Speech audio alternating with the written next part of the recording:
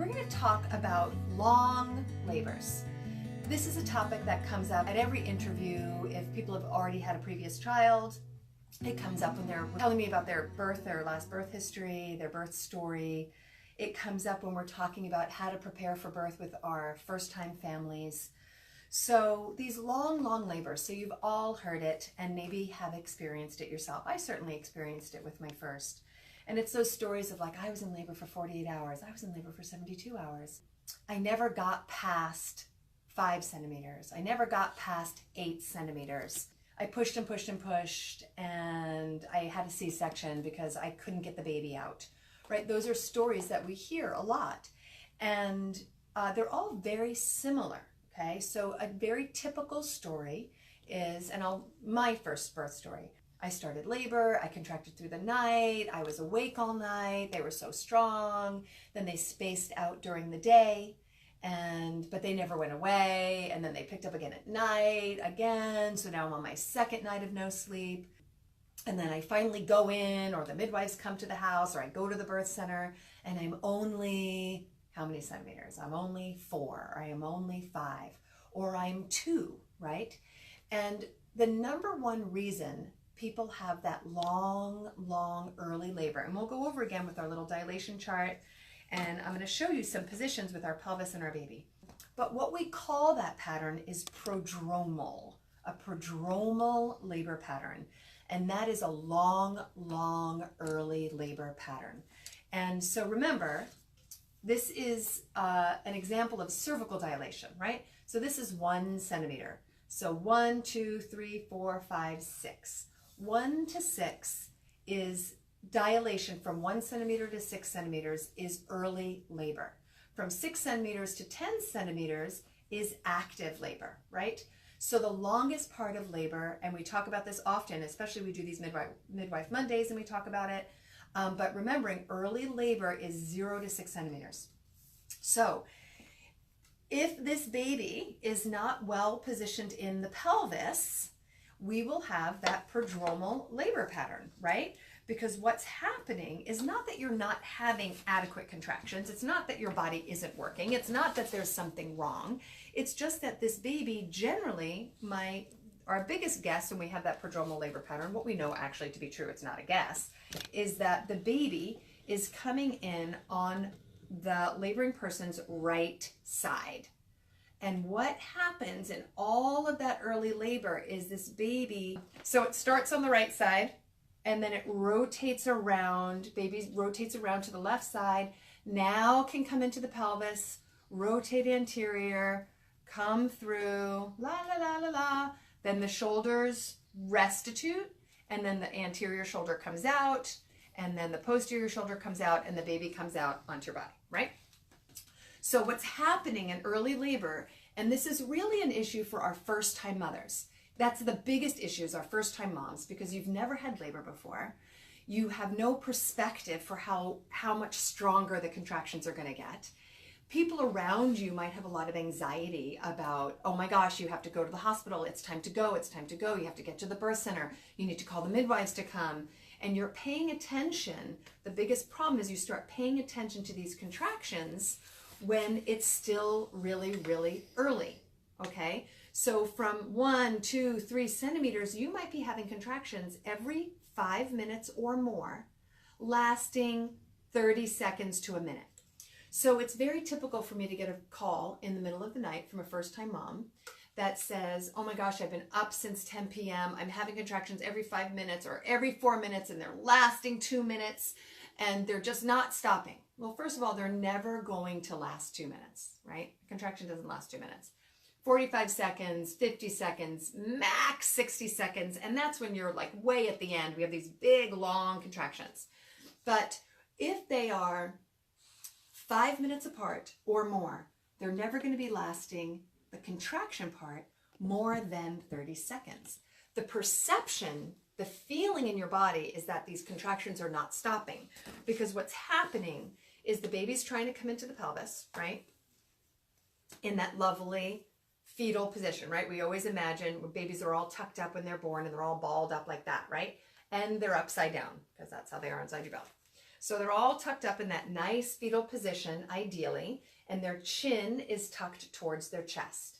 Sometimes, and ideally, right, head down, chin to chest, baby's back on mom's left side. And that's an ideal position. And those are the moms that are like, oh my gosh, my labor was so great. I only had a 6-hour labor. I had a 12-hour labor. It wasn't so bad. I mean, it hurt, but it wasn't so bad. No, I didn't have those 3 days of labor. I don't know what that is. It's because those babies were already on the left side. And so once they're already on the left side, they just have to make the rotation anteriorly. So they come in on the left side, and as the contractions are happening, they rotate anteriorly and then they come through. The long early labors are when the baby's on the right. So what happens is as that baby is figuring out, it's like a key in a lock. A lot of people have heard me say that before. Once the key is in the lock, the door will open. But a lot of times if you're trying to jam that key in, it's not really working, right? So prodromal labor, or long early labor, is this baby trying to rotate, trying to get the key in the proper position in the lock. And it's doing all this maneuvering. And each time the baby moves around, a lot of moms that are having prodromal labor will say, oh my gosh, my contractions are so close together. And the baby's moving like crazy, right? Because they're often confusing an actual big, good contraction with fetal movement. Because when the baby's moving around, it causes this irritable uterus, and you can't identify, is it a contraction? Is it the baby moving? And then you start to get tired, and it's through the night, and you haven't slept, and so your pain tolerance starts to go down, and you start to lose oomph, and it's really hard to make it through a long early labor. But what you have to remember is this baby has to ultimately, if it's on the right side, has to ultimately rotate around clockwise to come through the pelvis.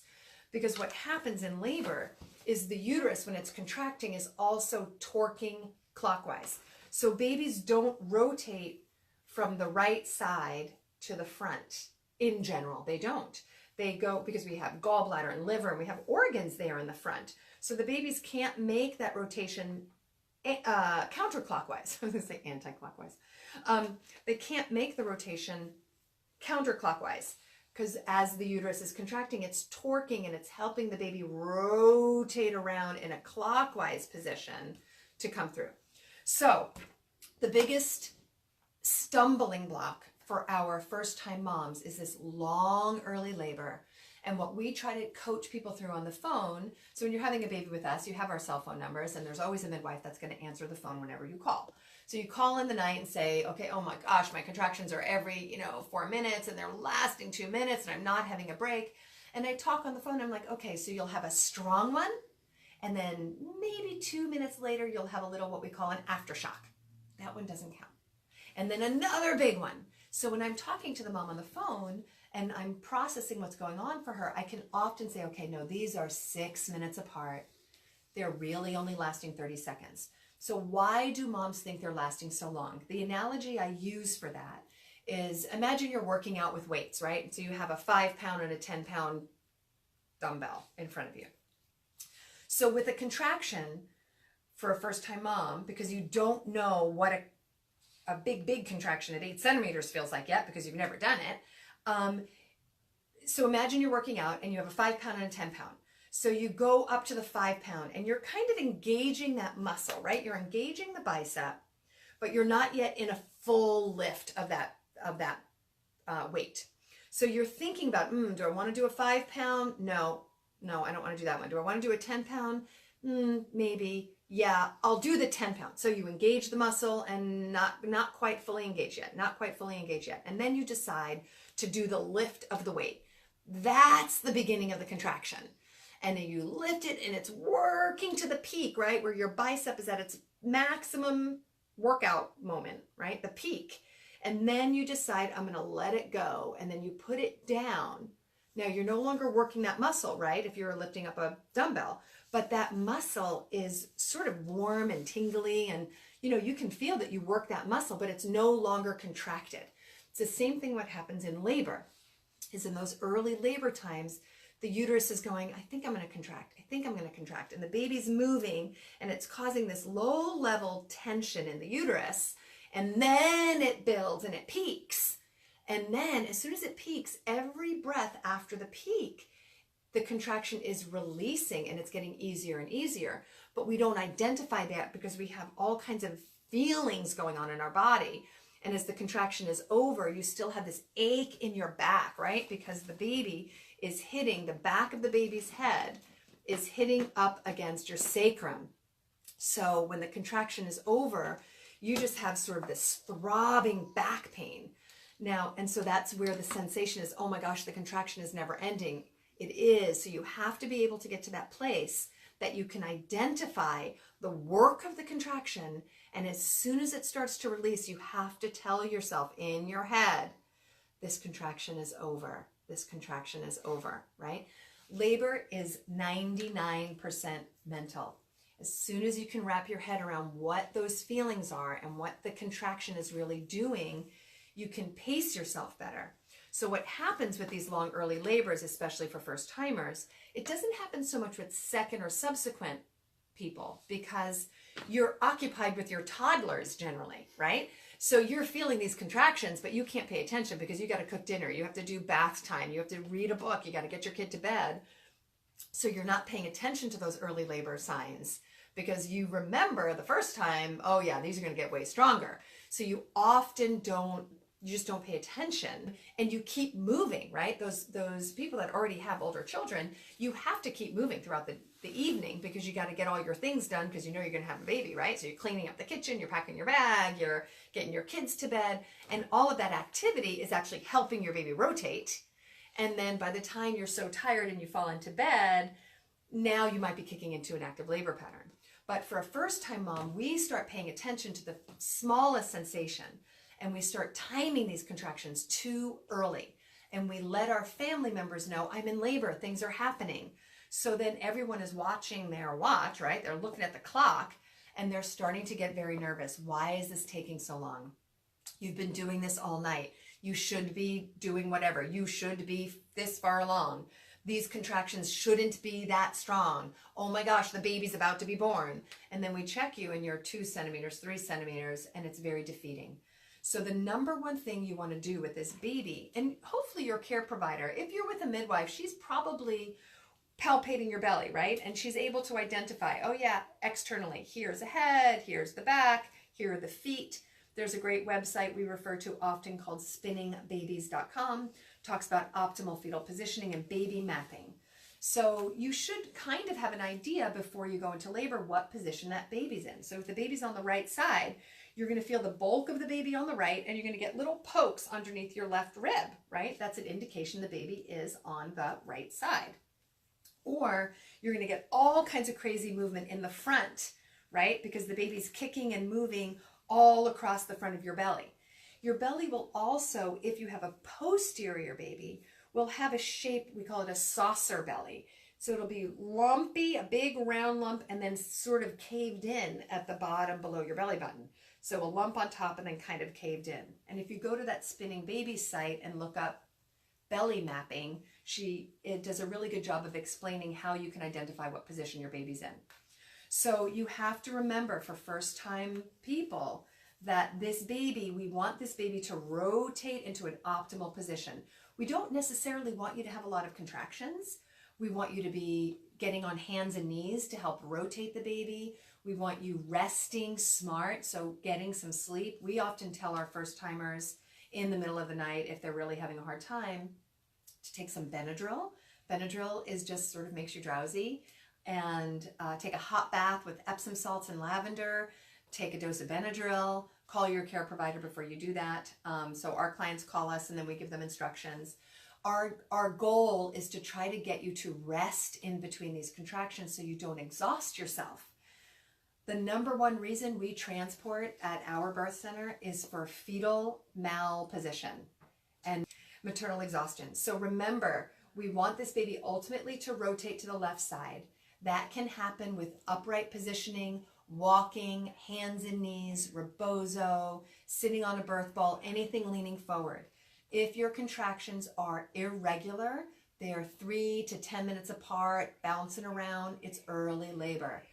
Optimal fetal position is critical. You want your baby to rotate to the left side. And then once they're in that left side, they're going to come through that pelvis easily and rotate and come on out. So the takeaways are, birth is 99% mental. You're never as far along as you think you are. Always think you're 2 centimeters. You're never going to miss birth if it's your first. You're never going to miss it. The baby has to rotate to an optimal position to make it through this pelvis in an easy way. So you want to try to get that baby into that position before you go into labor. So check out that Spinning Babies website. Also, milescircuit.com is another really good site, really succinct on positioning to get that baby in an optimal position. Early labor is 0 to 6 centimeters. That can take a super duper crazy long time. So if you go and you're checked and you're 3 centimeters wherever, if you're going to a birth center or you're going to a hospital or your midwife comes to your house and you're 3, everybody should go home. Everybody should go to sleep. We're not having a baby anytime soon, most likely, right? We need this baby to rotate. And once you get to that 6 centimeter mark, hopefully things will take off and you'll have an uneventful vaginal delivery.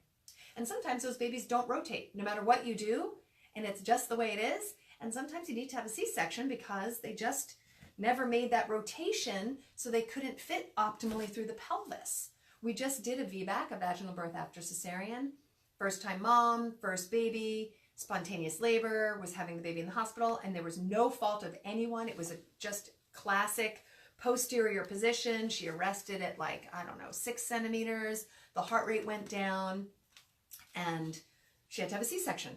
Absolutely 100% appropriate. And it wasn't anybody's fault. Nobody forced her into labor. It was a spontaneous labor. Second baby, the baby was on the proper side. She spontaneously went into labor. She delivered uneventfully, fairly quickly, and exact same size baby, just in an optimal position. So sometimes going in and getting an epidural because of a suboptimal position is really appropriate and can be really helpful and get you relaxed enough where the baby can rotate, but sometimes they just don't.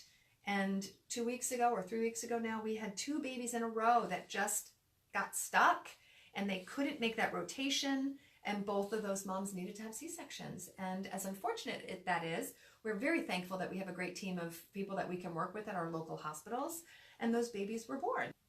And no one did anything wrong, right? Just because you have a C-section doesn't mean you did anything wrong. It's just sometimes that's how babies need to be born. And it's really hard for them to make that rotation. So we want you to be proactive prenatally, chiropractic care, massage, acupuncture, walking every day for an hour, being aware of what position that baby's in so that ideally when you go into labor, it's in an optimal position.